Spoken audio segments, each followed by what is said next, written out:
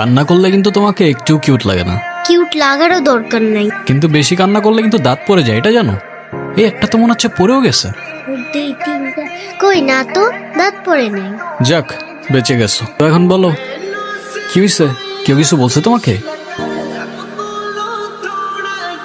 বাংলাতে 3 আর 3 পাইলেই তো 33টা হয়ে যেত। দুধ মজা করে না তো। তুমি জানো এক্সামের দিন কি হয়েছে? টিচার আমাকে বকা দিয়েছে, তাই আমি কিছুই লিখি। মানে টিচার তোমাকে বকা দেওয়ার কারণে তুমি আর লিখোই নাই? না, লিখি নাই। আমি কি কোনো ভুল করছি যে টিচার আমাকে বকা দিবে? টিচার এটা একদমই ঠিক করেনি। কিন্তু তুমি এখানে একা একা বসে কান্না করছো কেন সেটা তো বলো। আমার নানু ভাই আমার এই মার্কশিটে কখনো সাইন করবে না, আর যদি সাইন করে না নিয়ে যাই স্যার আবার আমাকে বকবে।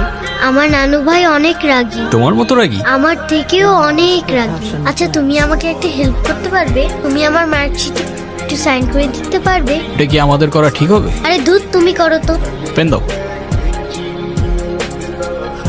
সিগনেচার আমি করে দিচ্ছি, কিন্তু ব্যাপারটা কিন্তু সিক্রেট রাখতে হবে। আচ্ছা, সিক্রেট রাখো, যাও। Pinky promise? Pinky promise.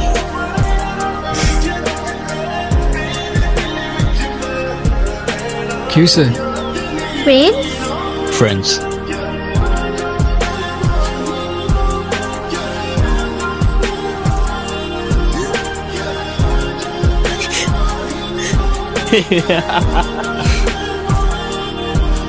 কি হয়েছে তোমার? কাঁদতেছো কেন? গালের রং কিসের? কেউ কিছু বলছে তোমাকে? কেউ টাচ করছে?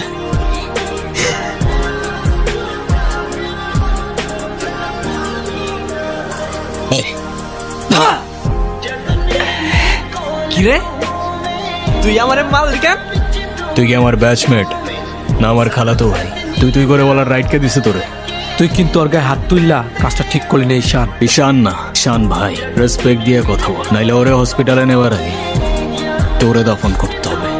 স্পোর্টস ক্লাবের প্রেসিডেন্ট দেখে যা খুশি তাই করবি ভাবলে ব্যাপারটা ভুল হবে। তুষার ভাই জানলে আপনার খবর আছে। তোর তুষার ভাই, হ্যান ভাই, ত্যান ভাই সবাই রে গিয়া বল ঈশান ক্যাম্পাসেই আছে। কারোর সাহস থাকলে এসে চুলটা ছিঁড়া দেখাক।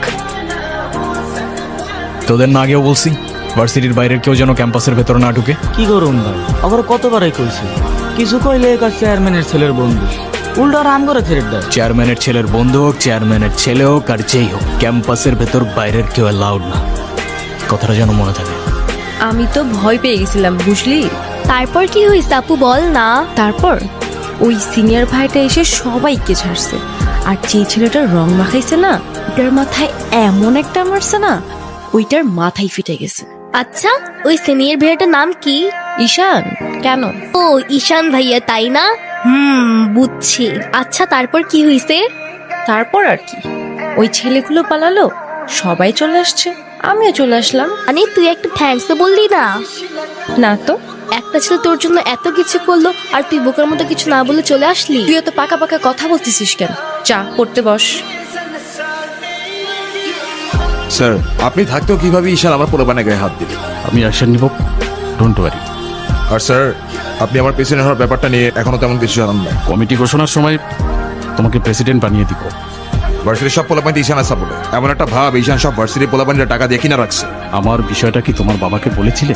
আপনি আমারটা দেখেন, তারপর আমি আপনার দেখছি।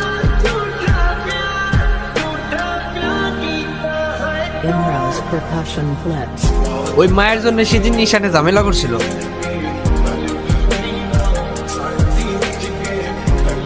আসসালামু আলাইকুম ভাইয়া। ওয়ালাইকুম আসসালাম। কি অবস্থা রয়েছে? ক্লাস সব ঠিকঠাক চলতেছে তো? হ্যাঁ ভাইয়া, সব চলছে ঠিকঠাক। আর তোমার কি অবস্থা? পরে কেউ আর কিছু বলে নাই তো? না ভাইয়া। ভাইয়া, কিছু বলবা? Thank you.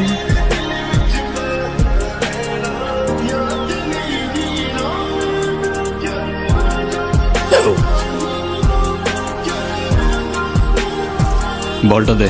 পোলাপানের গায়ে হাত দিছস কে? কি করবো বল, তোর ছেলেরা বাপের কথা শোনা না, বেয়াদব হয়ে গেছে। জানোস তো আমার বাপকে? তুই যদি না জানিস তোর বাপকে, আমি কি করে জানবো? সময় আমারও আসবে ঈশান। ভাই, তোমার সাথে একদম দেখা করতে আসছে। গিয়ে বল ভাই বিজি, পরে আসতেছি। তোমার মা আসছে ভাই।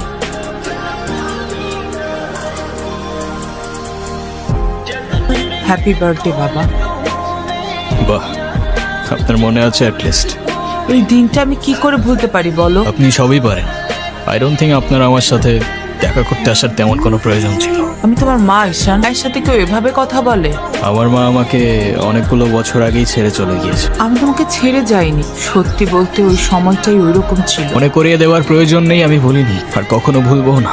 আমি আপনার আঁচল ধরে বারবার বলছিলাম, মা আমায় ছেড়ে যেও না। মনে আছে আপনি আমায় কি বলেছেন? আপনি আমায় ধাক্কা দিয়ে দূরে সরিয়ে বলেছিলেন যেন আমি আপনার পেছনে আসি। তারপর আমি তো কখনো আসিনি, আপনি কেন বারবার চলে আসেন? আমি তোমাকে না দেখে থাকতে পারি না বাবা, আমি তো শুধু তোমার জন্যই আসি। সরি, আপনি অনেক বেশি লেট করে ফেলেছেন। আর এমনিতেও আপনাদের জন্য আমার আর কোনো ইমোশনস কাজ করে না। আই হোপ আপনি বুঝতে পারবেন।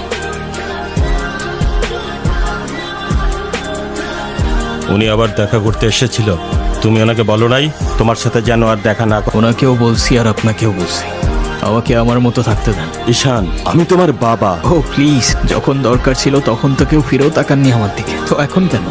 সরি বাবা, আমি আসলে কাজের জন্য ভুলে গিয়েছিলাম যে আজকে তোমার বার্থডে। তুমি বলো, তুমি আমার কাছে কি চাও? কিছু না, এই যে আমার তরফ থেকে তোমার জন্য ছোট্ট একটা উপহার। আমার জীবনে দুইটা জিনিস খুব অপছন্দ জানেন, এক আপনার টাকা আর তুই আমার মায়ের ভালোবাসা, দুটোই ফেক।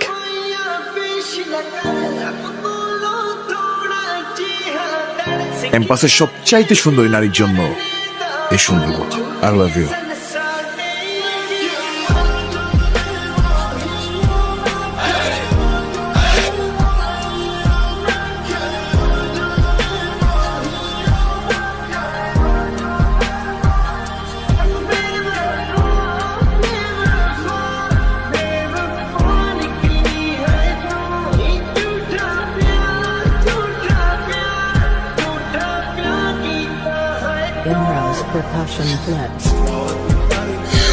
নাম কি ওর?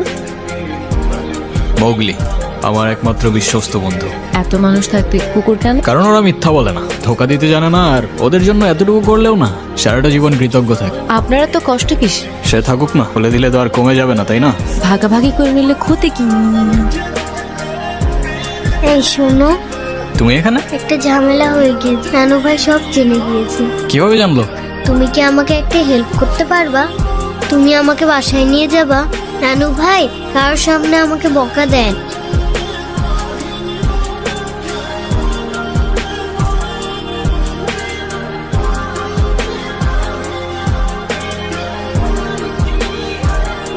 দেখো, আমি অনেক কষ্ট করে বাবাকে ম্যানেজ করছি।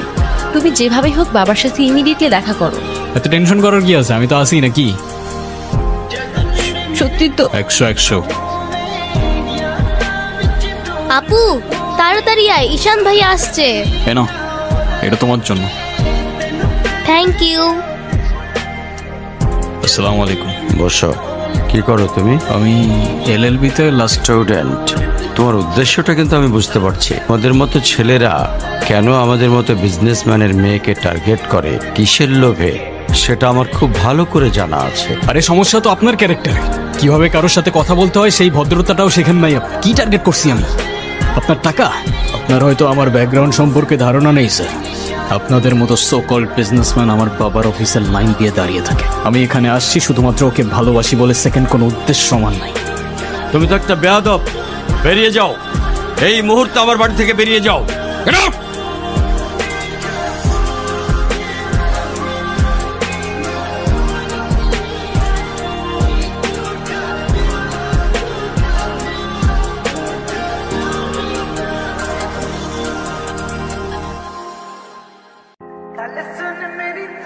এখন তুমি স্কুল বাঙ্ক করা স্টার্ট করেছো, আবার টিচারকে ফেক গার্ডিয়ানের সাইন দেখিয়েছো।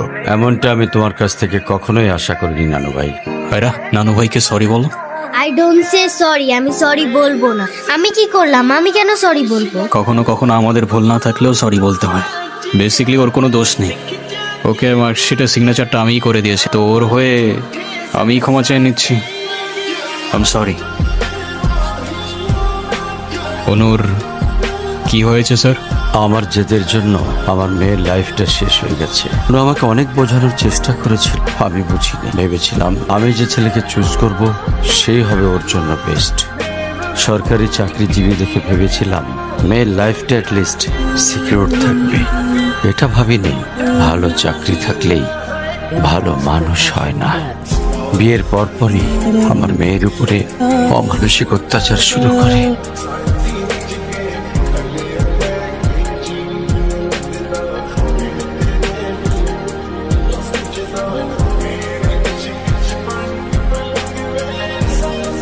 আর পরপরই আমি আমার মেয়েকে আমার বাড়িতে নিয়ে চলে আসি।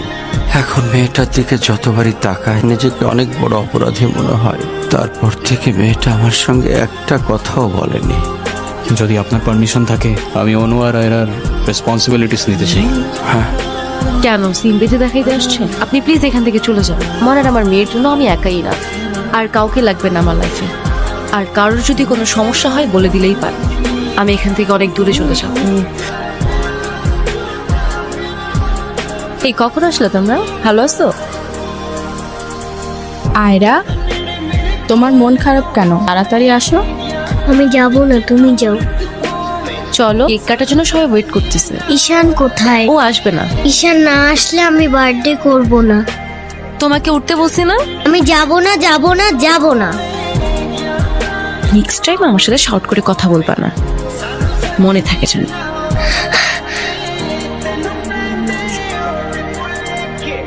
আয়রা,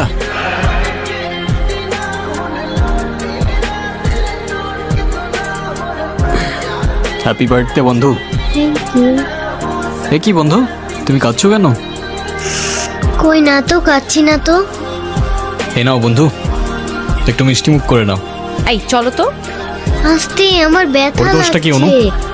তুমি আমার উপরে জেদ করে ওকে কেন কষ্ট দিচ্ছ? শুধুমাত্র শেষবারের জন্য ছোট্ট বন্ধুটাকে দেখতে এলাম। বাবা মা থাকতেও তাদের ভালোবাসাটা কখনো পাইনি আমি। আমার মতো যারা আছে না, তারা নিজের কষ্টটা কখনো বলে বুঝাইতে পারে না। আসি।